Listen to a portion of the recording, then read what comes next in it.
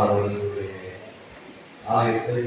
உருவாக்கி நல்ல பணியை செய்து கொண்டிருக்கிற நம்முடைய மக்களுடைய கன்னடமாக்கி மற்றும் அவர்களுடைய அத்தனை பேருடைய இனிய வருகையினால் நாளை சிறப்பு நீங்களும் சிறப்பு கொடுப்பதற்கு உங்களை வாழ்த்து தன்னாலும் பெருதாது பிரதமருக்கு ஒன்றுமே பெறுகிறது. இந்த காலத்தில்